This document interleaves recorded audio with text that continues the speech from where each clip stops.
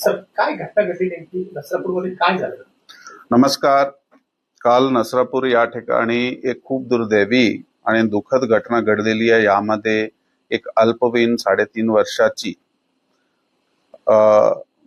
मुलीवर अत्याचार करण्यात आला आणि त्याची त्यामध्ये हत्या झाली.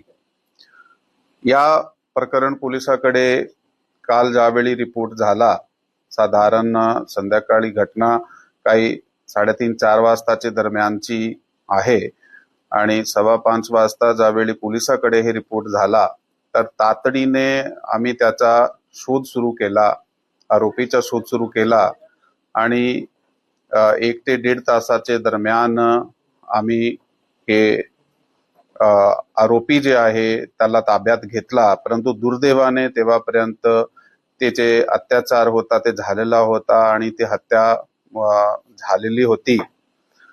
या प्रकरणामध्ये BNS कायद्याप्रमाणे 137(2), 103, 64, 74, 140(1), 140(3), पॉक्सो कलम 4, 6, 8, 12 तहत FIR क्रमांक 169/2026 राजगड पोलीस स्टेशन या ठिकाणी दाखल करण्यात आलेली आहे. पुढील तपास जे चालू आहे, आरोपीला अटक केल्यानंतर आता पुढे तपास आमचा चालू आहे. लोक आक्रमक झालेले आहेत, त्याची मागणी आहे की प्रकरण लवकरात लवकर फास्ट ट्रॅक कोर्टात चालावं. त्या दृष्टीनं काय तयारी केली, आपण काय करतो पुढे तपास? अशा घटना घडल्यानंतर साधारणतः जे एक इमोशनल जे रिॲक्शन जे आहे ते पब्लिक कडून येत आहे. काल सुद्धा अशा प्रकारची एक सिच्युएशन निर्माण झाली होती. त्यामध्ये काही वेळापुरता लोक रस्त्याकडे आले होते. मग त्यांना समजून जाऊन सांगितलं गेलं आहे की आम्हीच तपास करणार आहे आणि ह्यामध्ये जे आरोपी होता त्याच्या बाबत काही कुठल्याही प्रकारची माहिती नव्हती. परंतु तांत्रिक आणि गोपनीय जे आम्ही आपले यंत्रणे वापरले तर तातडीने 1-1.5 तासामध्ये आरोपी अटक करण्यात आलेला आहे. पोलिसने ताबडतोब कारवाई केलेली आहे. आता तुम्ही आमचं सहकार्य करा. ते लोकांनी काल ऐकलाय, सहकार्य केलाय, ते शांततेने आहे, ते प्रोटेस्ट करताय, परंतु ते शांततेने आहे आणि पोलिसाच्या सहकार्य करत आहात.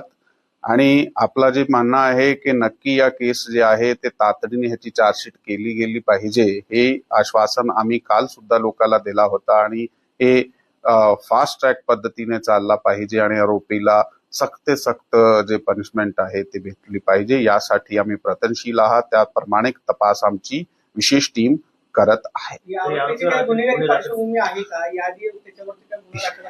ह्या आरोपीचे विरुद्ध अगोदर अशाही प्रकारचे गुन्हे आहेत. ते 1998 मध्ये त्याच्या विरुद्ध एक विनयभंगाचा गुन्हा होता. त्याच्यानंतर 2015 मध्ये त्याच्या विरुद्ध एक विनयभंग आणि पॉक्सो गुन्हा होता, ज्यामध्ये पॉक्सो आणि विनयभंगाचे कलम होते. त्यातून त्याचा 2019 मध्ये केसमधून ॲक्विटल झालेला आहे आणि हा 65 वर्षाचा व्यक्ती आहे. त्याची प्रवृत्ती तशी आहे असं आमचे तपासामध्ये निष्पन्न झालेलं आहे.